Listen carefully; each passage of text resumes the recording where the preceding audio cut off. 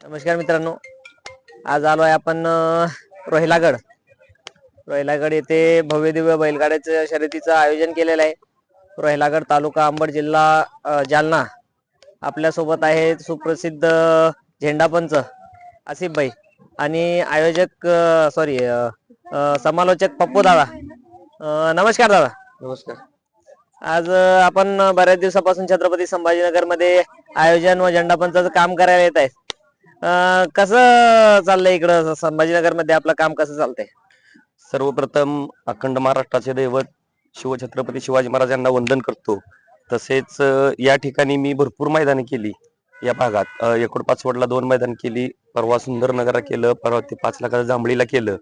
ह्या ठिकाणी सुंदर अशी मैदान, पारदर्शक मैदान अशी पार पडतात आणि कुठल्याही प्रकारची अडचण नाही. आता मी खाली झेंडापंचाचं काम करत असताना नाही का, नवीन भाग असतोय, बैल मला त्रास देतात नवीन झेंडापंचाला. असं काही कुठल्या प्रकारचं बैलगाडी मालकानं वर्तन केलं नाही की नवीन असला आणि जुना असला तरी त्या सगळ्या बैलगाडी मालकांनी सपोर्ट केला की बाबा काय नाही, पोरग चांगलं काम करतंय, आपण त्याला सपोर्ट करू. खूप छान रित्या आज सातारा भागात जर बघितले तर छकड्या झुपून वगैरे येतात. आता संभाजीनगर भागात नाशिक रेंग्या किंवा या ज्या गाड्या झुपून येत नाहीत, खाली झुपावं लागतात. काय काय अडचणी येतात? काय असं सातारा भागाचं पण असं काही नाही की झुपून आले तरी ते पण सपोर्ट करतात. आणि तसं बघायला गेलं तर या भागाची माणसं खाली खाली झुकतात गाड्या. पण गाड्या नाही का, मी झेंडापंचाचं काम करत असताना मी सांगत असतो गाड्या घ्यार म्हणून तर त्यांनी बैल उभी केलेली असते ती. पण असं पण काही नाही की बाबा त्याला नथनी बांधायची आहे, त्याला खीळ बांधायची आहे, शिवळ बांधायची आहे. इकडची पद्धत कशी आहे की बाबा झुपणी टाकली की झालं का. म्हणजे तेवढ्या सातारा भागाच्या प्रतीनं तेवढ्या फास्ट ही लोक पण बैल झुपतात. आज तिकडची झुपणी वेगळी, इकडची झुपणी थोडीशी सोपी असल्यामुळं बैल झुपायला फरक पडतोय, लगेच झुपून घेतात बैल. आज तिकडून इकडे येताना नवीन प्रवास कसा होता? म्हणजे कसं अनुभव आला वेगळा? काय सुरुवातीला स्टार्टला एकूण पाचवडचं मैदान केलं.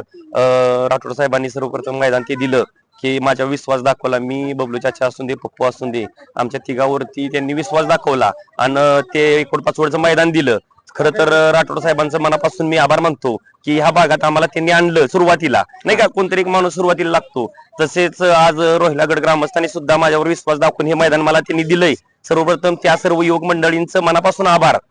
आणि काम इथं प्रवास करत असताना थोडंसं काय होतं, तिकडून आम्हाला लवकर निघायला लागतंय. कम से कम 6-7 तास प्रवासात जातात. म्हणजे काल निघालो आम्ही तर बाबा काल 4 वाजता पोहोचलो. गठी काढायचं असते पप्पूला, मग त्यामुळे लवकर आम्ही येतो तिकडून. आमच्याकडून कुठली अडचण येणार नाही. आम्ही असून दे, एसटीसी वाले असून दे, सर्वप्रथम इथं आम्ही हजर असतोय. आज एवढ्या लांबाचा प्रवास म्हणल्यावर किती वेळ लागतंय? 6-7 तास? सरासरी 6-7 तास तर इझी जातात मिनिमम. जाण्याचा त्रास बराच होत असेल? जाण्याचा भरपूर त्रास होतो, पण एक सांगायचं खरं तर या भागाला झेंडा टाकताना मोठा आनंद मिळतो. का तर माणसं 10-10 गट खाली येतात, 15-15 गट खाली येते. माणसं कुठल्याही प्रकारची अडचण करत नाही की गाड्या झुपायला किंवा अंधारा कधीच. अजून तर मी 4 मैदान केली, आजपर्यंत तर अजून अंधारा पडला नाही. कम से कम 5, 5:15, 5:30ला 4ला फायनल झाले. आणि हे फक्त गाडी मालकामुळे झाले. आणि त्याला आयोजक पण तेवढं सुंदर प्रकारचं आहे तिथं. असं काही नाही की सगळं सिस्टम असते आयोजकावर. ते आयोजक जेवढं चांगलं तेवढं मैदान चांगलं. आज 3 फेऱ्याचं मैदान यावर्षी छत्रपती संभाजीनगर भागात असो, जालना भागात असो, याची क्रेज खूप वाढली क्रेज. पहिल्यांदा हा खेळ इकडे नव्हता, नवीन हा खेळ इकडे आला आणि हा खेळ खूप छान रित्या वाढतोय.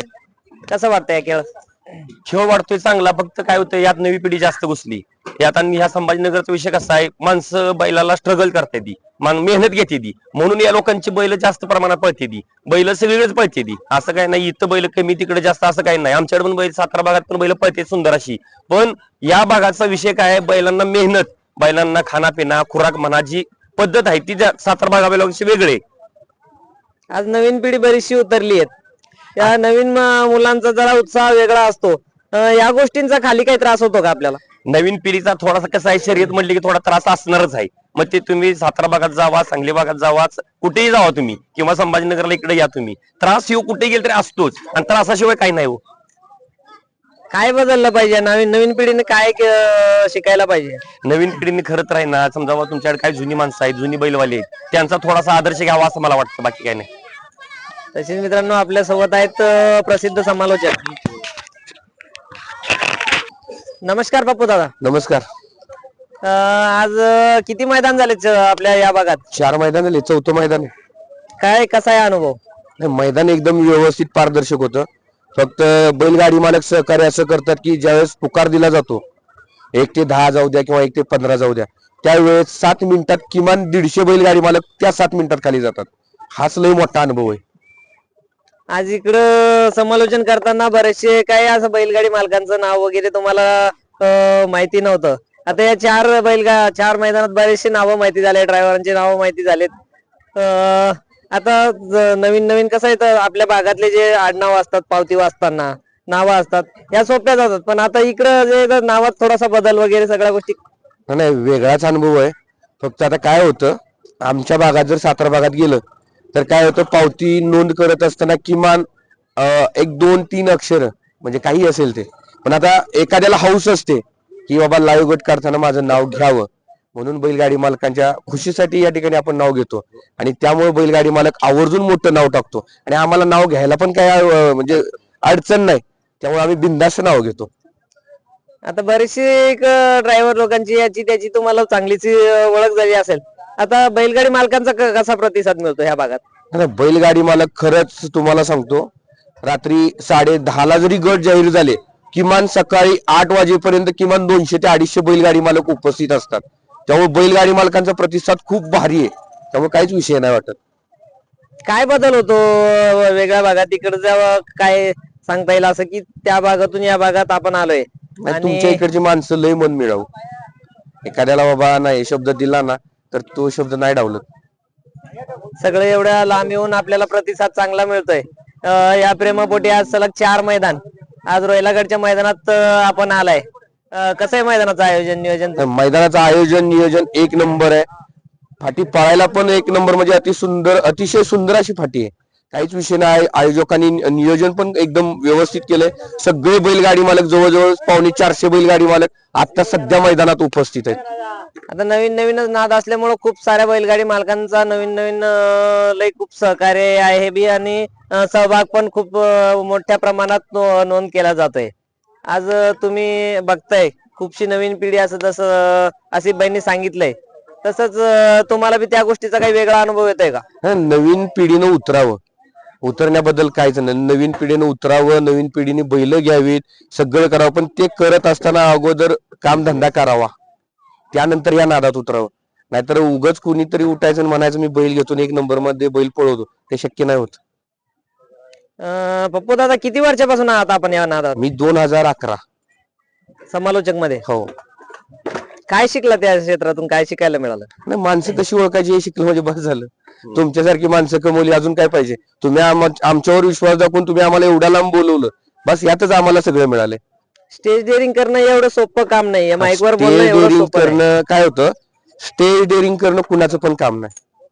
फक्त काय होतं, माईक हातात घेतलं की प्रत्येकाला वाटतं मी समालोचक व्हावं, पण समालोचन करत असताना त्याला खूप काही सोसावं पण लागतं आणि ते साध्य करावं पण लागतं. आज खूप छानरीत्या माहिती दिली मित्रांनो. खूप बऱ्याच दिवसापासून माझी इच्छा होती की बाईट घ्यावी आणि बोलावं, पण काय योग येत नव्हता. आज योग आला आणि खूप छानरीत्या माहिती दिली. एक प्रश्न राहिला माझ्या आसिफ भाईकडं.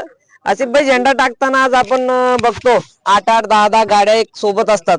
छोटीशी चूक जर झाली तर ती वादग्रस्त होऊ शकतो विषय. काय असते माहितीये का, कम से कम या भागात आता मी बघतो ना, मी झेंडा काय येतोय, कम से कम आता 10 गट काढलं तर कधी कधी 10च्या 10 गाड्या असतात मिनिमम. मला वाटतंय समजा 30 गट पडलं तर 30 गटात काय होतं, 1 2 3 गट जर सोडलं तर कंपल्सरी 10 गाड्या पडतात. म्हणजे इकडचा बैल मालक जो आहे का नाही, तो मध्ये स्पर्धा म्हणून आपला बैल त्या प्रतीचा आहे का, बैलाची एनर्जी त्या प्रतीच्या बाजूच्या बैला एवढी आहे का, 10च्या 10 गाड्या झुकते ती एक मला लय मोठा आनंद होतो. मला काही दिक्कत होत नाही गाड्या सोडताना, का तर माझं बरोबर लक्ष असतंय कुठली गाडी कशी सोडायची. थोडी जरी चूक झाली आणि मी शक्यतो करून एवढ्या लांबून इथे येत माझ्याकडून चूक होणार नाही याची मी 100% काळजी घेतो. कारण त्याचं असं आहे की मी सुद्धा एक बैलगाडा मालक आहे, माझी सुद्धा बैल आहे ती. बैलगाडी मालकाची आता एक बैलगाडी मालक समजू शकतो. मी काय डायरेक्ट झेंडा पंच झालो नाही, मी आधी बैलगाडी मालक होतो, सुट्टी मेकर होतो, मी बरंच बिझनेस करून बसलोय आणि आता मी झेंडा पंच झालोय. अनुभव किती वर्षाचा सांगता येईल? अनुभव आता तुम्हाला खरं सांगायचं झालं तर मी 96 पासून बैलगाडी शर्यतीत, 96 सालापासून. मी आता ह्या 4-5 वर्षात झेंडा टाकायला लागलो, नाही तर मी पहिलं असंच या सर्व बैलगाडी मालकागत बैलच आणायची, पळवायची, सुट्टी मेकरचं काम अतिशय म्हणजे खालच्या पायरीपासून वरपर्यंत मी आज पोहोचलोय. पहिल्यांदा झेंडा कुठल्या मैदानात आपल्या हातात आला? सर्वप्रथम मैदान टाकलं मी, मैदान आमच्याकडे खटाव तालुक्यात पळसगाव म्हणून एक गाव आहे, तिथं मी सर्वप्रथम झेंडा टाकला. आणि त्याच्यानंतर स्वामी समर्थ अक्कलकोटला एक मैदान झालं हुन्नूरला. आपल्या विकास सर, समालोचक विकास सर यांनी मला तिथं संधी दिली कामाची, आणि तिथे एक मला सर्वप्रथम स्वामी समर्थांचं दर्शन घेऊन तिथं पहिलं मैदान मला तसं भेटलं, आणि तिथनं मी सुरुवात केली. कसा अनुभव होता पहिल्या मैदानाचा? पहिल्या मैदानात अनुभव सरासरी काहीतरी 18 गट पडलं होतं, मला चांगलं आठवतंय. आणि गाड्या 3-3 नव्हत्या, आणि तेव्हा कसं पट्टी वगैरे काही नव्हती नाही का, असं ट्रॅक टाकून त्याच्यात चाक लावून ती बैल सोडायची.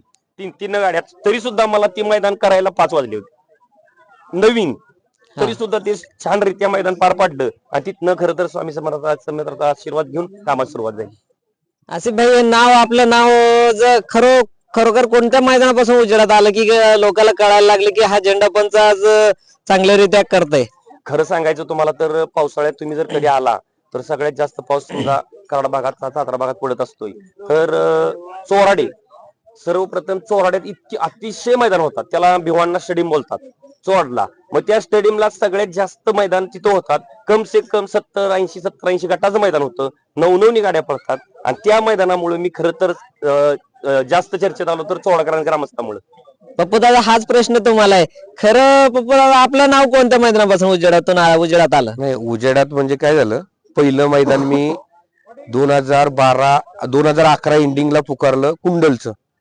त्यानंतर कसं हो, आता पहिली मैदान व्हायची 2013ला बंदी आली, त्यानंतर 10-12 वर्षाचा, हे 7-8-9 वर्षाचा काळ गेला त्यातच. त्यानंतर परत आता मी तुम्हाला सांगतो, मी समालोचन करत असताना माझ्याकडे बैल पण आहे स्वतःची, मी एक बैलगाडी मालक पण आहे, आणि त्यानंतर मी समालोचक आहे. त्यामुळं पहिल्यांदा मी समालोचक असलो तरी मी समालोचन बंदीमुळे बंद झालं, त्यानंतर बैल घेतली, नंतर 2022ला बंदी उठली, 22 नंतर परत एकदा चालू केलं, पुन्हा एकदा ते चालू झालं. खूप छान रित्या माहिती दिली मित्रांनो. आज आयोजक पण आहेत आपल्या सोबत.